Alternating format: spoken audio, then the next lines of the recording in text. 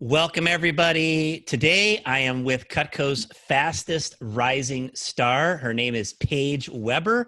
Paige has been in the business for only 2 years at this point, just a little over 2 years, starting in May of 2018. Her second summer in 2019, Paige ran a branch office with the company. She was number 2 in the entire company as a branch manager. Behind only Colton Horn, who has been featured on this podcast, who is an incredible individual as well. Paige became a district manager at the very end of 2019, very beginning of this year, 2020. And what she is doing is remarkable and perhaps even unprecedented in company history. As a brand new district manager this year, she is already over $1 million in sales in both new business and total business. And in fact, is approaching $1 million in sales just for the summer, her first summer as a district manager. Truly an incredible performance. And a lot of people are really looking forward to hearing your story and your lessons. So Paige Weber, thanks so much for making time for the podcast. Yeah, thank you so much for having me. This is really exciting. So I'm really excited to dive in here. Well, I want to dive in right away, and I want to hear about you, Paige, because I don't know you. You know, we really haven't met. We've been in the same building at least once or something like that, I guess on the boat in Paris on the company trip. But other than that, we don't know each other. So I want to hear a little bit about you and your background. Paige, start with that. Yeah, so I'm one of 4. I've got 2 sisters. I've got a brother. I danced my whole life, so dance was a big passion of mine. I had an injury when I was in 8th grade, which stopped me from dancing. So something I've really moved into while I was in high school was just volunteering a ton, just spending my time doing things that weren't as physically active since I kind of moved away from that. But yeah, that's just a little bit about me. I went to Quinnipiac University. I was studying occupational therapy. I've gone into occupational therapy because of my injury that I had sustained when I was in 8th grade. So that's kind of where my passion for helping people has really come from. Got it. That's very cool to hear. And you're operating your office in Somerset County, New Jersey. It's northern New Jersey, correct? Forever Jersey now. Is that where you grew up? Yeah, so I was born in Pennsylvania originally, and then my parents had moved to New Jersey. So I've been here my whole life, a Jersey girl. I don't know how to pump gas, so. But yeah, I've lived here my whole life, and my sisters have moved away, so they're in different states now. I'm still in New Jersey, and I really love it here. Fantastic. Now, I know that you had some kind of serious personal challenge before you started working in Cutco that really impacted your life, and I wanted to ask you about that. Yeah, so I touched upon it in 8th grade. I was a dancer, and my kneecap had dislocated and had broken my knee. So we went through surgery, just like the typical surgery that they perform on everyone that has a knee surgery. And after my knee surgery, I started to have these weird complications, and I'm the only person in my family that has ever had major surgery before, so my parents were kind of like, oh, this might be normal. My feet were purple. I was like sweating a ton. Like it just didn't seem normal. I went back to my doctor. This was 2013, and just had talked about my symptoms, and I was luckily diagnosed right on the spot with complex regional pain syndrome. And basically what had happened, to kind of give a sum of everything, during the surgery, my body didn't fully shut down. I was asleep. My body was asleep, but my nerves were still awake. So when they had cut into my leg, my nerves were awake. So my nerves had felt everything during the surgery. So when I had woken up, I was completely hypersensitive. And this was summer of 2013. You can imagine what the weather is like during the summer.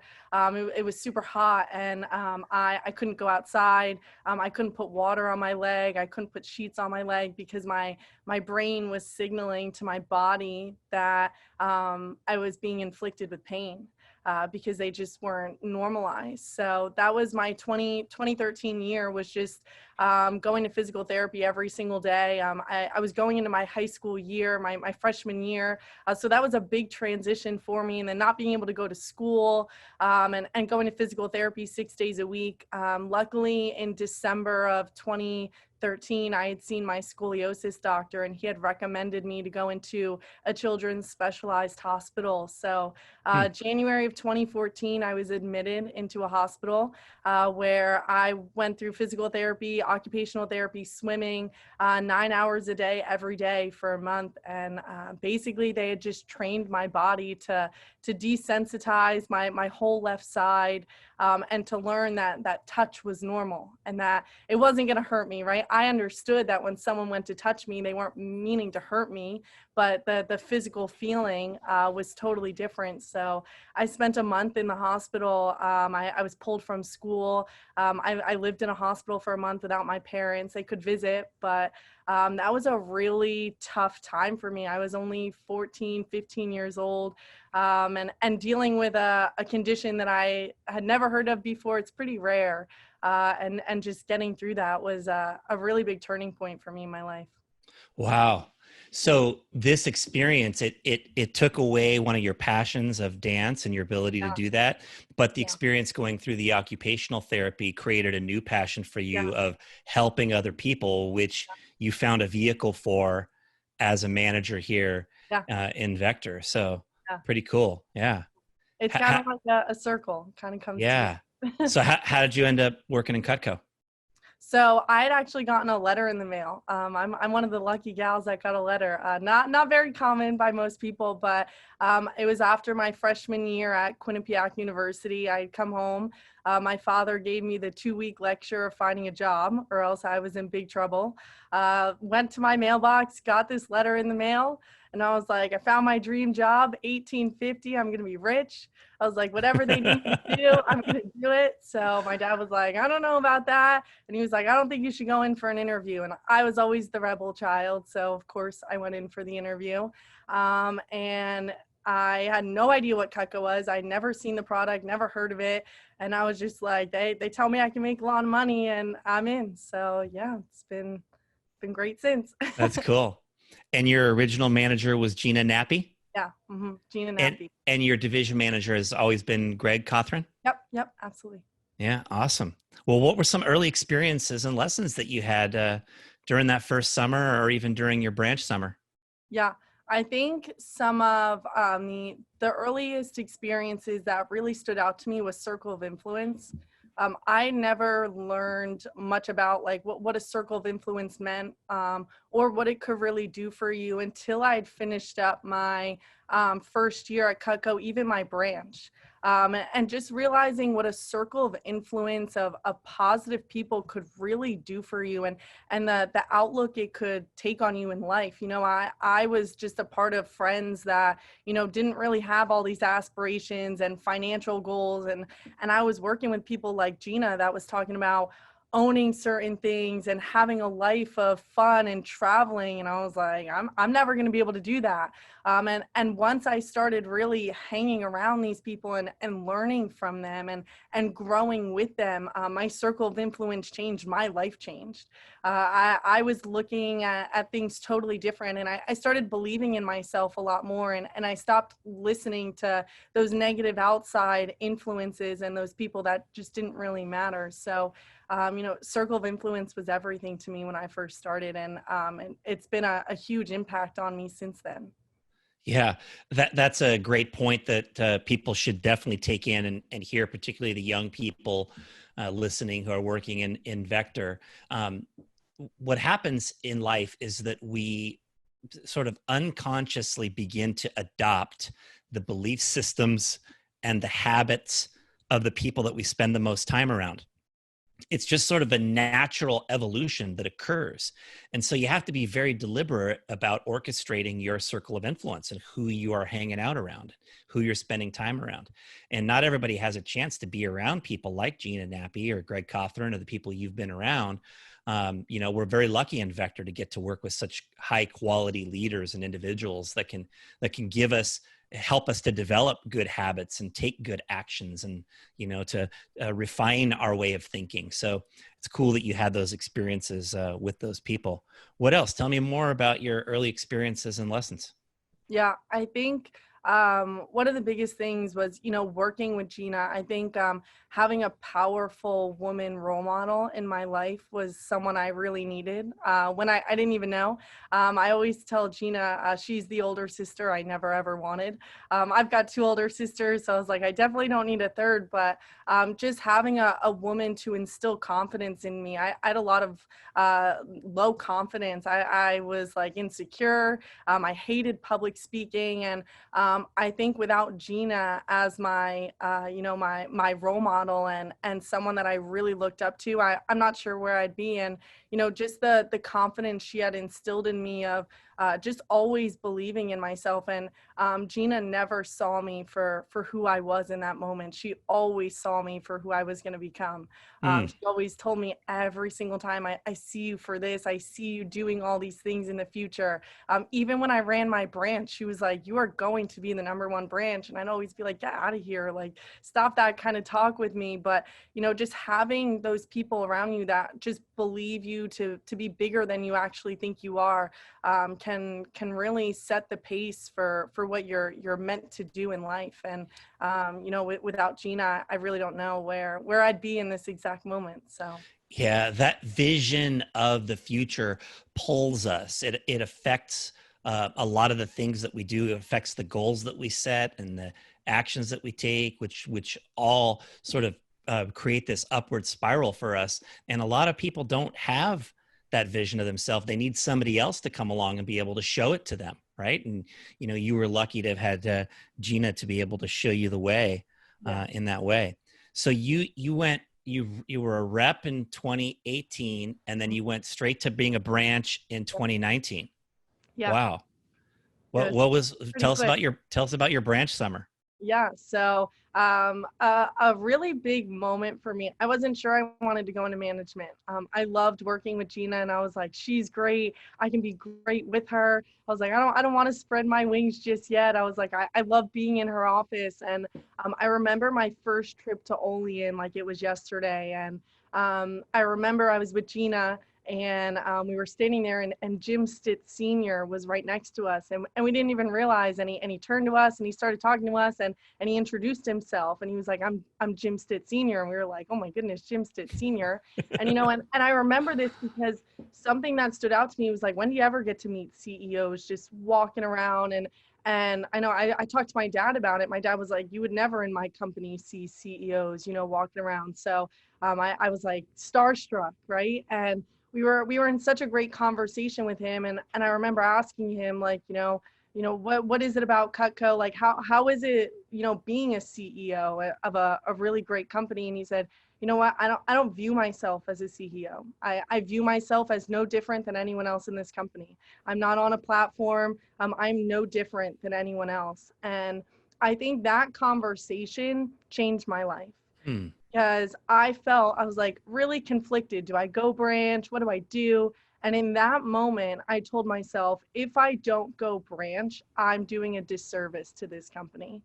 I look at all these leaders, all these amazing people that I get to look up to. And, if I didn't go branch, if I didn't give every single person I knew or I could meet the opportunity to be a part of this company, I'd be doing a disservice. So Hmm. that was a big moment for me because I was really conflicted.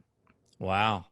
Yeah. That's exciting. It's exciting to hear that that conversation with Jim had that powerful impact on you. Yeah. Why did you choose to become a district manager? Yeah. I think a big thing I tell myself is life is too short.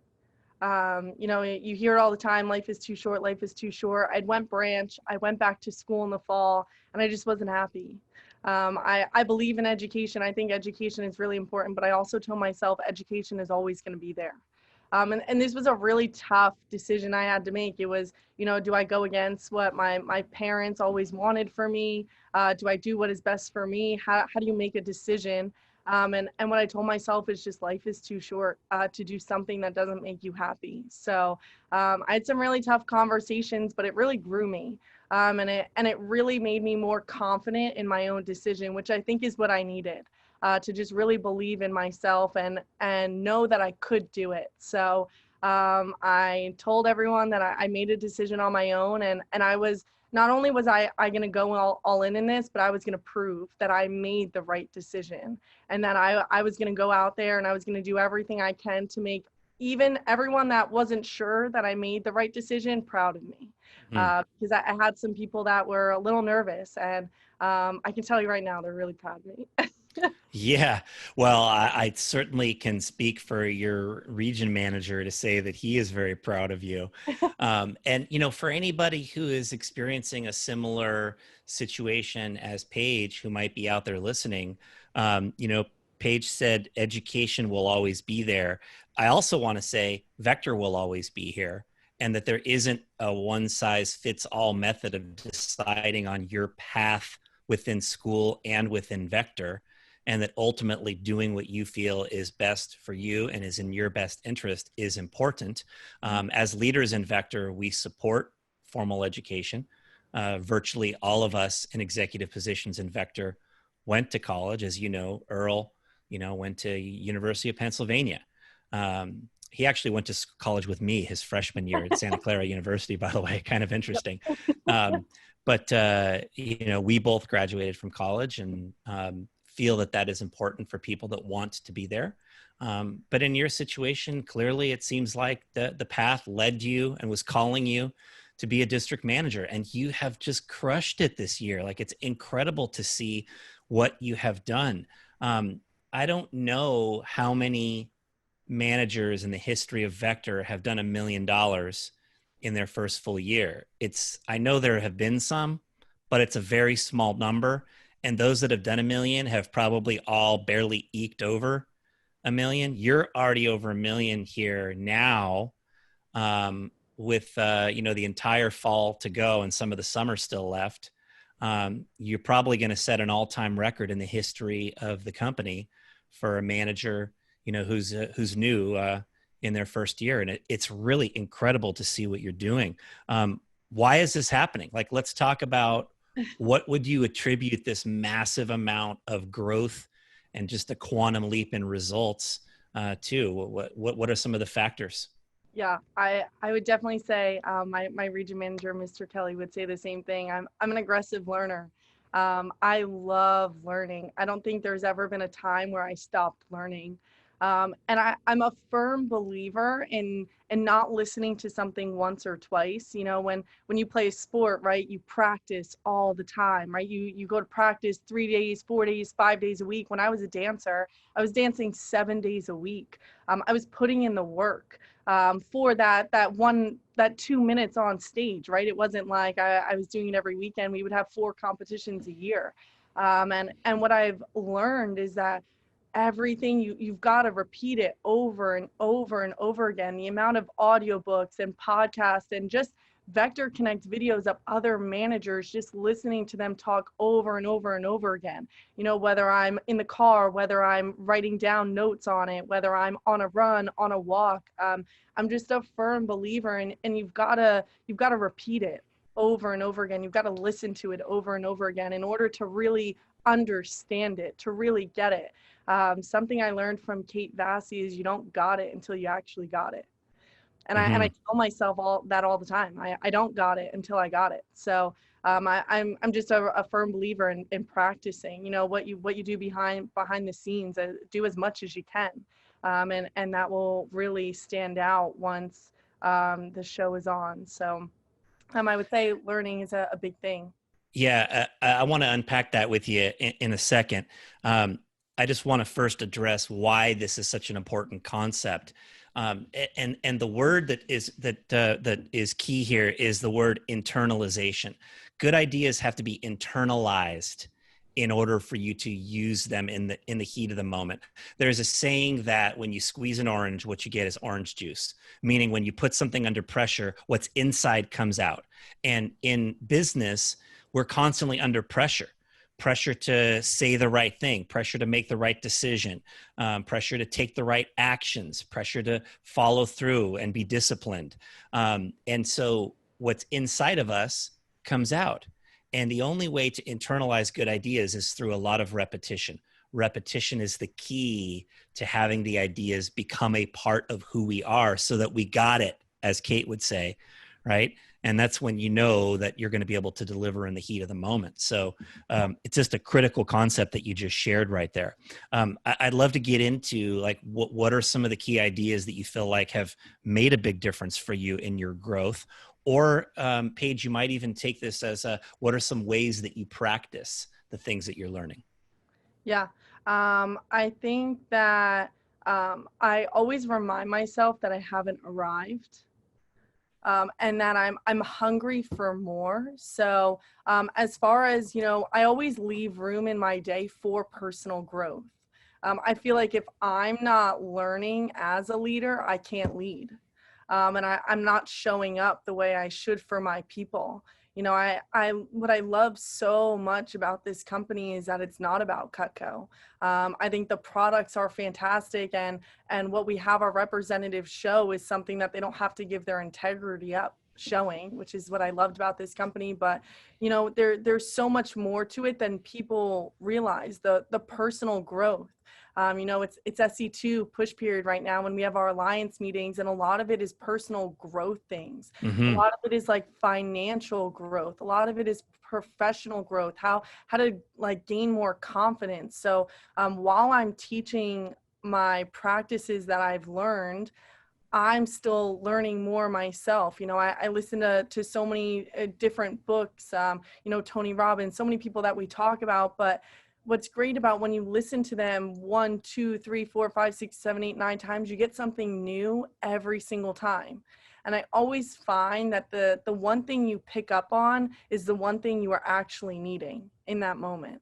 It's always like they bring up a concept and I'm like, wow, I really needed to hear that today. That was something I was looking for. And it's because we're searching for certain things. And,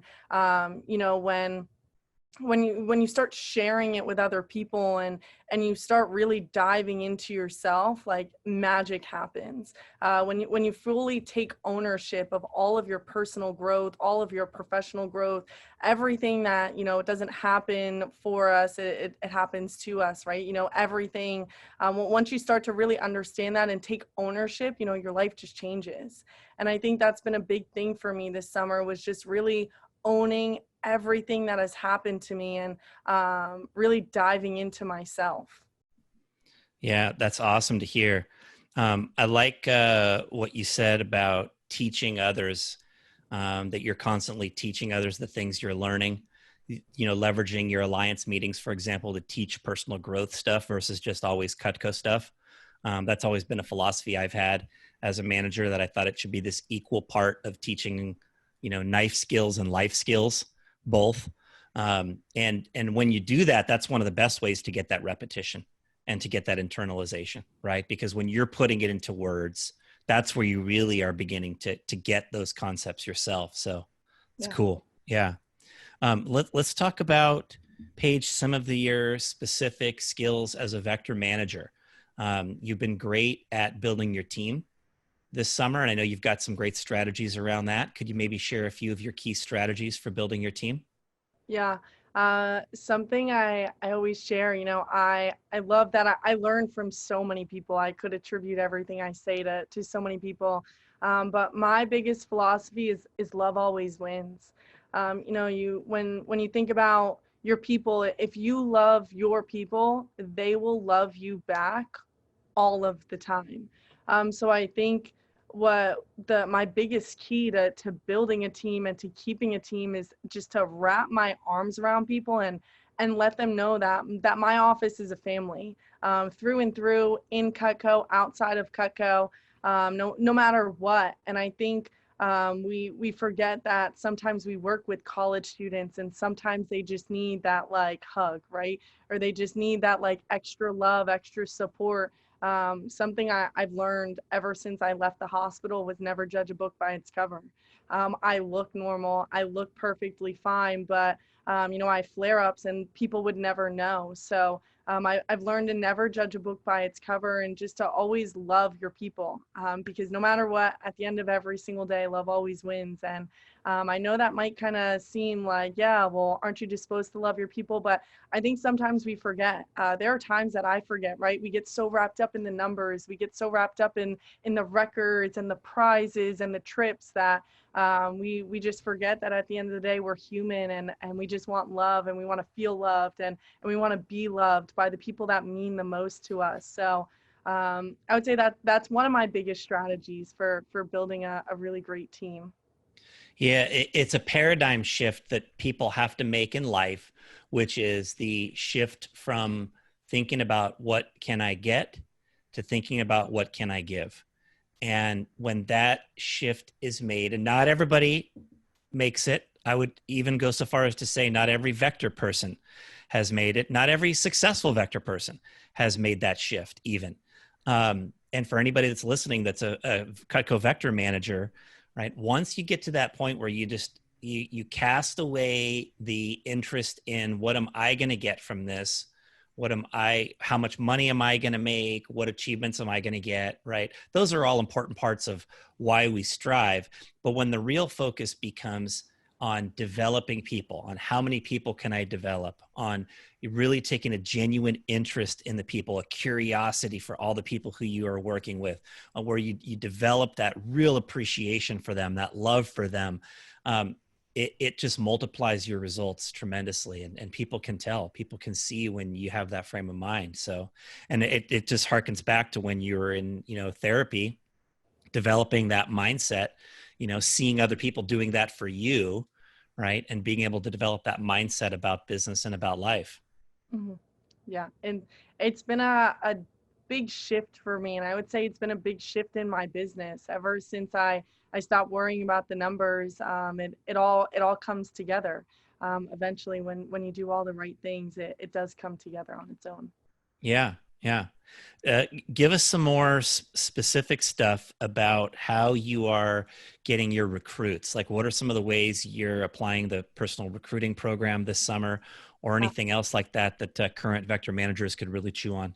Yeah, I think it starts with a great assistant manager staff. I'm incredibly blessed to have the people on my staff that I do. And I think what makes a big difference of having a great staff is a staff that wants to build the team. I think there's two different kinds of ways you can look at it. You can have people that, have to build the team because they're an assistant manager, or people that want to build the team. And when you can find people that want to build the team, there's magic in that, because they're excited. They Mm-hmm. want to build that team with you. So my assistant managers have done a fantastic job of being recruiters, and not only just being a recruiter, but being an aggressive recruiter, and making sure that this summer was a monumental summer for our world. And I sat down with my staff when COVID hit and when things got really rough. And I said, we have two options. We can crumble and we can say, like, this is hard, we don't want to shift, or we can change the world, and we can change the world for the better. And I told them that every single person on this planet deserves to hear about Vector. People need us now more than they will ever need Vector in our entire life. Mm-hmm. And I changed that conversation. They were having a tough time. I was having a tough time. I remember sitting in April being like, oh, like, we have to do remote. Like, are you sure? Like, can I just keep my office open? I struggled in the beginning of the summer. I really did. But, I just reminded myself that I have two paths. And I can take the really great path, or I can take a path that I don't know where it's going to lead me. And I knew that I needed to step up as just a leader in this world to give other people that opportunity, and to really be the example for everyone on my team. So, my staff, we joined forces, we linked arms, and we didn't let go. This summer, we said we were all in together. So, they were excited for just the opportunity, and what's been really incredible for them to see is the appreciation and the gratitude of people this summer. the thank yous we've got, the appreciation that I was looking for a job. I'm so glad you reached out to me. Like, I was desperately looking, I was worried. That is what fueled them. That is what fueled me, because, we knew we were making a difference the second we started to show up in the right way. Yeah. So you guys are collecting leads the same way as normal during training. Yeah. And then it's a team effort to Yeah. reach out to these PR leads. Yeah. Are you calling or texting? Yeah, so we use Office Conveyor, and we call. So we send out that initial text. It's very systemized in my office. So we have our lead callers, including myself. So we have someone handling all the responses. So my sales manager, he handles all the responses, and he lets us know, hey, you call this person, you call this person, you call this person. So it's very organized. There's no confusion whatsoever. And our goal is at least 75 PRs. Got it. Got it. So your sales manager is the point person to receive all the responses back when they come in. Yep. And then as soon as somebody displays some interest, he Yep. farms that out to you or one of the AMs. And then you guys pick up the phone and call and schedule them. Yeah. That's awesome. Yeah. And it's 75 a week has been your goal? Yeah, that's usually like our must do, but it's anywhere between 75 to 100. Yeah. Yeah, I mean it's a big number, but it's a doable number for a lot of managers. Like that's something that can actually happen. It's not like trying to get 200 or something like that every single week. So that's pretty cool. Beat small armies any day. So. Big armies beat small armies. Yes, I've learned that a number of times during my vector career.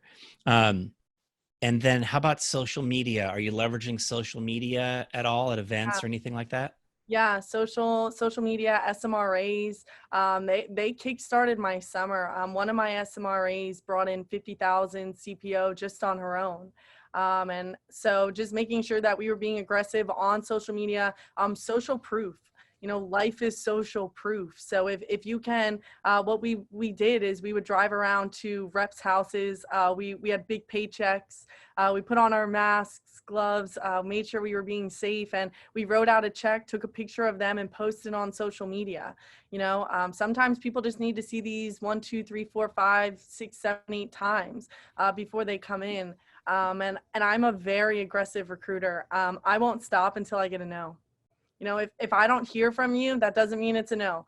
Unless you tell me no, I won't lay off. And, that's been helpful. I mean, one of my personal, like my own PRs, it took me 6 months to get him in his first summer or his first year. He started in January. He sold $50,000.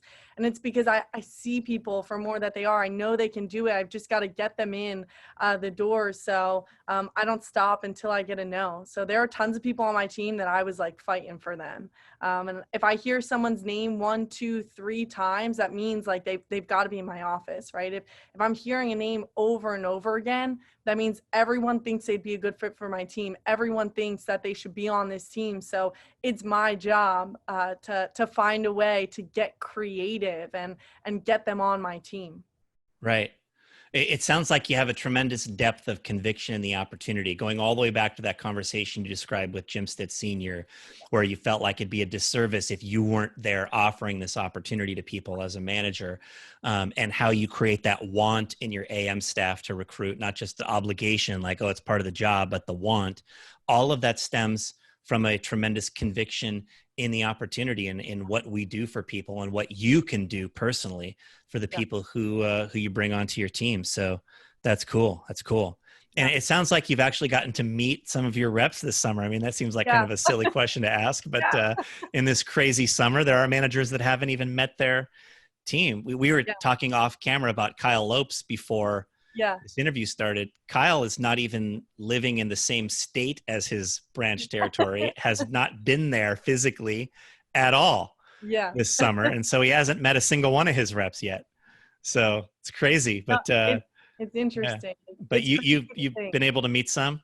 Yeah, we actually did a team bonding in June. And I got all the team at a park. I rented out a pavilion, and it was different. It was something, it's a crazy world we live in. Who would have thought that in 2020 we'd be meeting at a park to meet our team, right? But what a really grateful experience that was for me to make it work one way or another. So yeah, I'm figuring out ways to get the team together. But yeah, it's been really fun. Yeah. Awesome. Awesome. Well, how about any of your strategies or keys to developing the people that you have on your team this summer? Because you not only have a big team, but you have a team that's selling a lot on a per person basis as well. What's been a key or two to that? Yeah, I think something I've learned is that I don't know everything. And it's okay not to know everything. And what's not okay is to not connect them with people that do know, that can help them. So something I love to do is I love to build a bridge with someone who does know. I was not the best seller. Like I love selling Cutco, but like management was where my heart was at. I loved helping people. So my personal sales aren't as high as some other people. So I love to build the gap and to introduce them to people that can help them a little bit more. So just connecting and making sure that they're learning, making sure that people are always learning. The people that, leave Vector or stop selling Cutco is because like they've hit a plateau. They don't feel like they're learning. And granted, they can learn a ton, but you need to make sure that they're learning. And that's something Gina always did a really great job with me, is just always making sure I was learning because I was an aggressive learner. So if I wasn't learning, I was bored. And I was like, what's next? What do I do next? What is there to learn? So, and again, it's not about Cutco, right? It could be a book. It could be a YouTube. There's so many things that are accessible right now online that you don't have to know everything. And that's something I'm honest about. I don't know everything. I'm still learning a ton about myself and the business. So I think it's important to know that if you don't know everything, just find someone who can help you. Yeah. Well, who are some of the people that you look up to in the business that have helped you the most? Yeah, there are so many people that I look up to. I would say Drew and Wes Frank just really set the bar for what's possible. Brian Hurlman, just people that I watch on Vector Connect that I make sure I reach out to. Danny Lewis, Kathy Christian, Kate Bassey as women in the company, just really helping pave that way for women like me. So those are just a few of the people that I really do look up to. Yeah. And tell me about your relationship with Greg and Earl. Yeah, I think they are such fantastic leaders. I think what's really great about Greg and Earl is that they know to challenge me all of the time, and they do. They make sure that if there's not a light bulb going on in my head, they're going to make sure that they find one. So I think what's really great about the two of them together is they lead with love all of the time. I know Earl always talks about it, just leading with love and making sure that we're having fun. I'm someone that I do get caught up in work sometimes, and I do work more than I should, right? We always get caught up, and they just make sure that, work is meant to be fun and to make sure that we're enjoying it and just to love on our people. So Greg and Earl have been a really great influence on me. It's been a really great honor getting to work with them and to grow with them at the same time. Awesome. Awesome. And what message would you have for the young women of Vector, Paige? Yeah, this is a big question. I think something I was always, if I could go back, I would tell myself not to be afraid. I think I was always so afraid of, being compared against other men in the company, and worried that my results were never going to be as good because I was a woman. Always telling myself this story that I shouldn't have. So I think you shouldn't be afraid. I think now is a time that we need more women role models than ever before. And I think now is a time to really just step into yourself and believe in yourself through and through. Something that I stopped doing was telling myself I couldn't and asking myself, why can't I? Why can't it be me?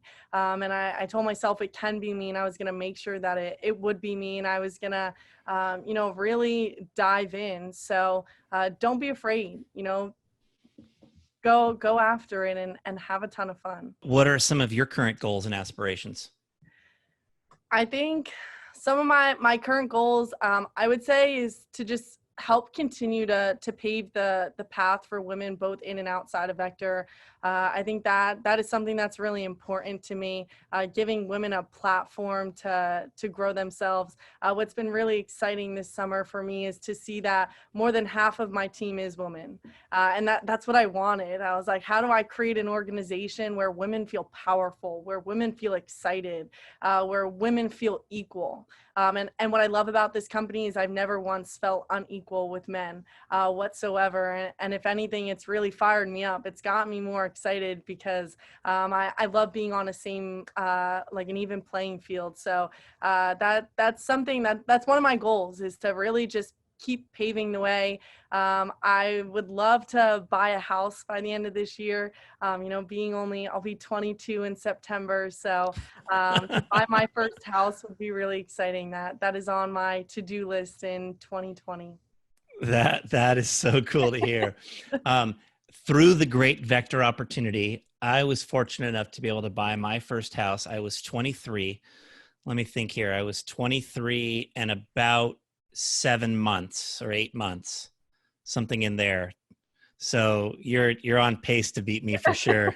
That's exciting. Yeah, and that's really cool to hear.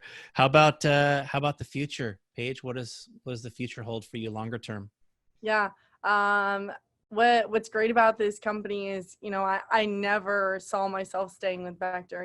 I hear that on every podcast. Everyone's like, if you told me I'd be with Vector 5 years, 10 years, 15 years, 20 years, I tell you you're crazy. And I would say the same thing. I never expected to be with Vector and Cutco, even just a year after, or 2 years later now.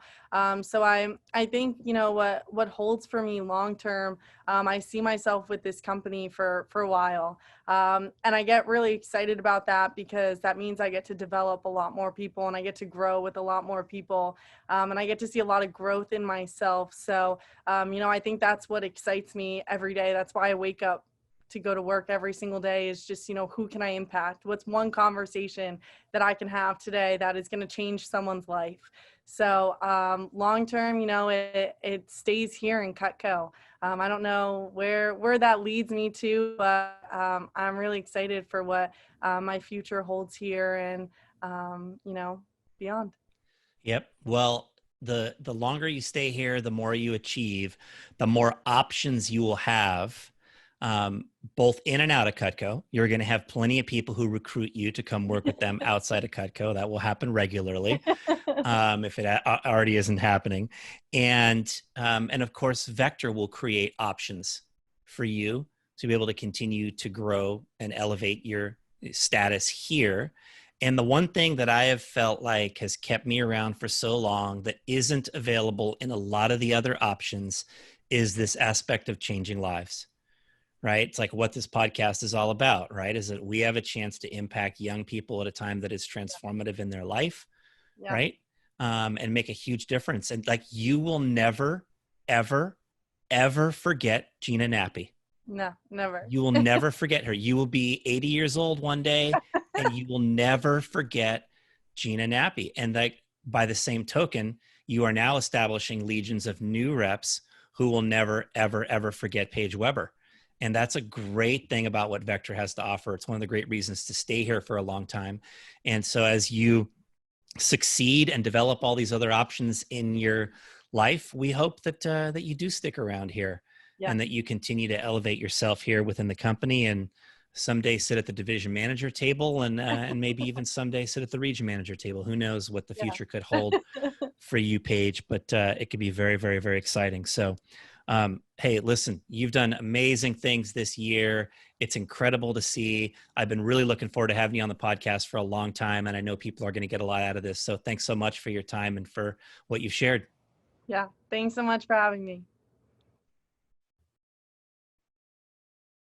That was Paige Weber, everyone. One thought I had as I was listening to Paige is that one of the most important concepts in life is the concept of meaning making and sort of choosing empowering meanings for the things that happen to us. When you hear about Paige having this experience with dancing and, having the injury that she had, a lot of people can choose a negative meaning to that. Like, oh, why me? Why does this have to happen? Well, when Paige was in occupational therapy, she saw people who were investing themselves into helping others and realized that that was a passion for her as well. And ultimately found an outlet for that here at Vector. The role of Gina Nappy as a role model for Paige in that first summer is really critical, and just being around people who can help us to establish the right mindset, the right habits. Paige developed a conviction in the Vector opportunity through her own experience, through the conversation with Jim Stitz Sr. That, of course, has helped her to become so good as a recruiter in this business. I love when she talked about the importance of repetition and practice in your learning process. And she said she makes time every day for some sort of learning or personal development. And that's what enables us to have good ideas internalized so that we can truly leverage them in our lives. And she related that also to developing others, that she wants her people to always feel like they are learning. I've always told people that, there's not a single Cutco rep that ever started this job intending to quit within a few days. And yet a lot of people do. And one of the reasons why they do is they have some kind of experience that maybe makes them feel like they can't do this, they can't overcome it, so they can't move forward.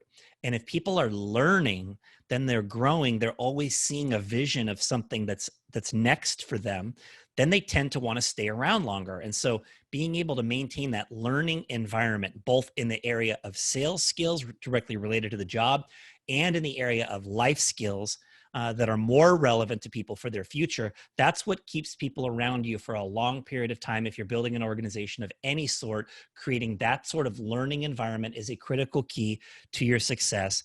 And then Paige also said, love always wins. She really quoted, paraphrased what I've learned from Kate Vassy, which is the concept of leading with love. And that concept that when people can see that you truly have their best interest in mind, that you're, truly working to help them, they're more motivated and inspired to help you achieve your goals as well, and the team goals. And so that was cool as well. Kate Vassy was featured in episode number 53 on this podcast called Leading with Love. You can check that out for more on that particular topic. I hope you enjoyed getting to know Cutco's fastest rising star, Paige Weber.